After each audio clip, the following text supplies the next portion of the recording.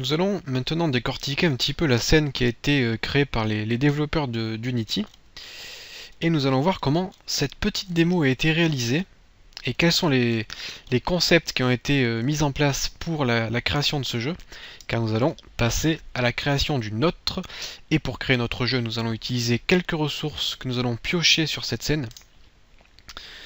Et on va voir donc comment ils ont mis en place ce petit jeu. Donc par exemple, comment est-ce que mon personnage peut marcher sur ce décor alors que ce décor ce n'est qu'un dessin.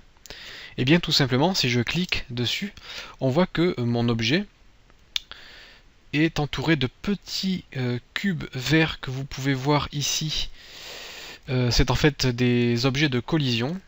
Donc d'ailleurs tous les objets du décor sont entourés de petits cubes verts, et ces cubes verts vont permettre de détecter les collisions entre le personnage et le décor afin de l'empêcher de passer à travers le décor. Donc ce sont tout simplement des cubes transparents. Donc là, je vais cliquer une nouvelle fois sur le sol et je vois que mon sol est composé de un dessin, donc le dessin que vous avez ici sous les yeux, mais aussi de petits cubes qu'il y a tout autour. Et si je décoche le box collider ici, qui est en fait le cube, et que je clique sur play, on voit que mon personnage passe à travers le décor.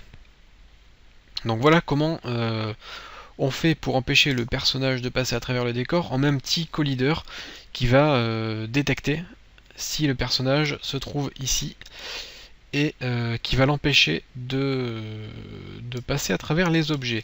Par exemple aussi, on a un petit truc ici qui va nous permettre de détecter lorsque le personnage tombe dans l'eau. Car si le personnage tombe dans l'eau, on perd. Du coup, on doit recommencer le jeu.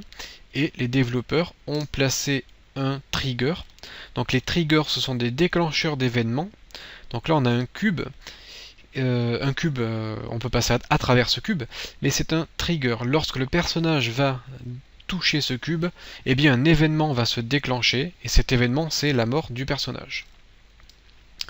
On a aussi en haut des petites pastilles qui sont en fait les endroits d'où vont apparaître les ennemis du jeu. Si je clique sur play, est-ce que je vais pouvoir vous le montrer? Hop, voilà, je me mets sur la scène. Vous allez voir que vous allez avoir quelques ennemis qui vont apparaître. Hop, et ces ennemis apparaissent via les spawners. Donc voilà pour la construction de ce jeu. Et nous allons développer notre propre petite scène à partir des éléments que nous allons trouver ici. Pour cela, je fais File, New Scene. Alors une scène, c'est... Donc là on a créé une nouvelle scène en fait. Elle est vide, donc on n'a rien. Dans la hiérarchie, nous n'avons rien. Par contre, nous sommes toujours dans le même projet. Ça veut dire qu'on va pouvoir créer quelque chose de nouveau à partir de rien, tout en conservant tout ce que nous avons importé dans notre projet. Donc là, j'ai toujours accès à toutes les ressources. Donc dans un premier temps, nous allons réutiliser des choses qui sont déjà créées, afin de voir ce que l'on va pouvoir créer par exemple comme décor. Et ensuite, je vous montrerai comment on va créer nous-mêmes nos sprites. Donc les sprites, ce sont les objets décoratifs que l'on peut animer. Donc dans les préfabs, ce sont les objets préfabriqués. Nous allons trouver un ensemble d'éléments, comme par exemple le background, qui est en fait l'arrière-plan que l'on retrouve dans le jeu que nous venons de tester. Donc cet arrière-plan est composé d'un ensemble d'éléments, comme par exemple l'eau. Je vais supprimer l'eau car je n'en ai pas besoin ici. Hop, je supprime tout. On a ici quelques nuages que je vais supprimer également, car je ne vais pas en avoir besoin. Ici on a la ville avec un brouillard devant, que je vais supprimer. Je vais supprimer également les bâtiments, en cliquant dessus et en appuyant sur supprime. Et je vais conserver, donc ça je conserve, il y a juste les nuages ici. Hop, que je ne veux pas garder. Voilà, donc là je veux garder uniquement le ciel et la route, avec les arbres et les lumières. Donc là j'ai mon background. Je vais placer ce décor en position 0, 0, 0 afin que ce soit plus facile plus tard pour nos calculs. Et je vais prendre la caméra, et cette caméra, je vais la mettre au milieu de mon écran, et je vais utiliser les petites poignées qu'on a sur le côté pour agrandir le champ de vision de la caméra, comme ceci. Je vais par exemple me mettre en 13. Voilà, donc là on a la caméra qui filme notre décor. Si je clique sur Play, on a bien donc notre décor ici, c'est parfait. Je vais faire CTRL S pour enregistrer ma scène. Je l'appelle tutoriel 2D-1 et notre scène a été enregistrée.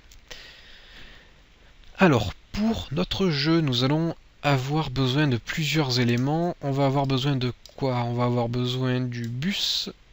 On va prendre aussi la voiture. On a le héros que je vais positionner ici. Donc le héros c'est le personnage joueur. On n'aura par contre pas besoin de l'arme. Donc je vais déplier mon héros ici. On a la petite flèche, je peux afficher tous les éléments qui se trouvent sur mon héros. Je vais supprimer le bazooka. Le gun. Bon, on a le chapeau, si vous voulez vous pouvez le garder ou le supprimer. Et tout le reste je vais le conserver. Donc là on a juste notre personnage sans l'arme. On a quoi?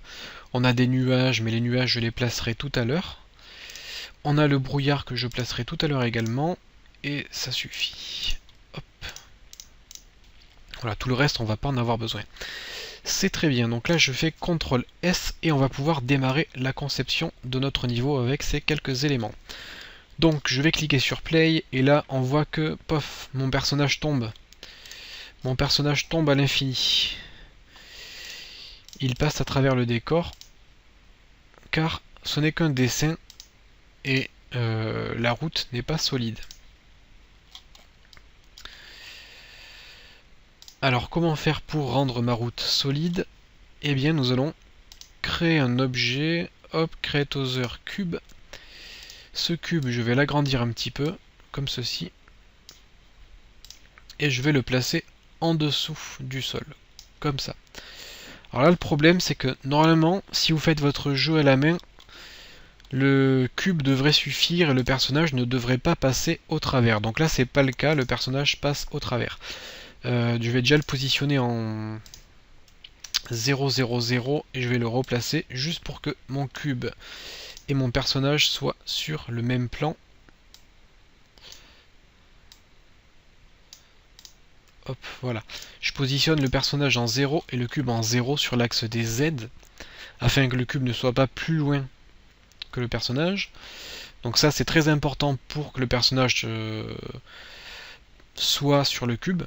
Donc là il va continuer à passer au travers, tout simplement car les développeurs d'Unity ont mis en place un système de layers et il faut spécifier qu'il s'agit du sol, hop, ground, et vous devez aussi spécifier ici le layer ground.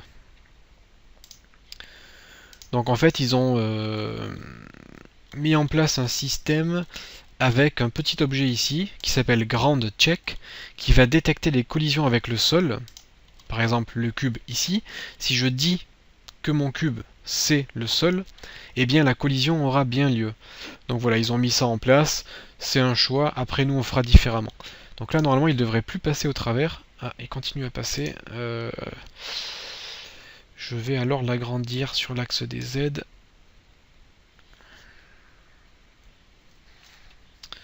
J'ai quand même quelques erreurs dans ma console d'erreurs. Hop, qu'est-ce qui se passe?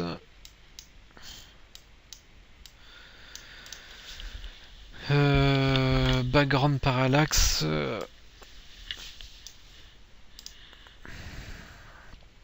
Je vais décocher le script.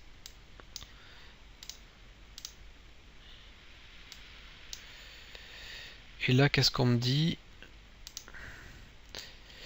Sur mon héros, je vais avoir quelques scripts qui ne me conviennent pas. Hop, mon personnage n'a pas de bombe car il n'a pas d'arme.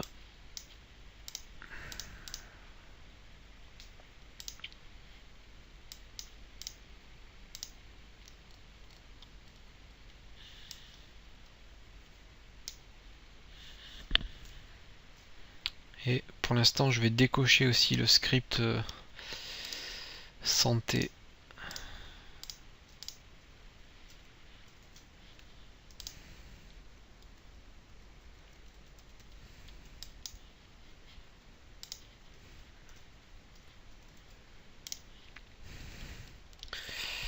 Ah, ah, ah. C'est moi qui fais une petite erreur. Donc lorsque je crée un cube, mon cube est en 3D. Si je passe en mode 3D, on peut voir que mon cube est en 3D, contrairement aux éléments de la scène. Et donc là, le script qui se trouve sur le personnage, le script par défaut détecte les collisions avec les objets 2D. Je vais donc enlever le box collider et je vais cliquer sur Add Component Physics 2D, voilà, et là je vais ajouter un box collider 2D. Du coup, voilà, mon personnage ne passe plus au travers. Donc c'est ça, hein, lorsqu'on utilise du code fait par d'autres personnes, on doit deviner comment ils ont mis en place le système. Donc là, il fallait mettre un box collider 2D afin d'éviter que notre personnage puisse passer à travers le sol. Hop.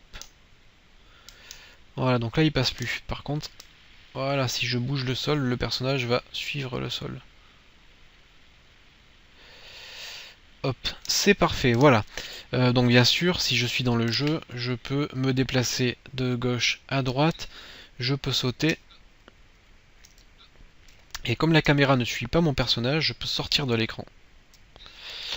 Voilà, donc là on a commencé à récupérer les quelques éléments que nous allons utiliser pour créer notre jeu. Et à partir de la prochaine vidéo, je pense qu'on va attaquer la programmation afin de voir comment on va pouvoir animer tout notre décor et commencer à mettre en place le système de scrolling horizontal.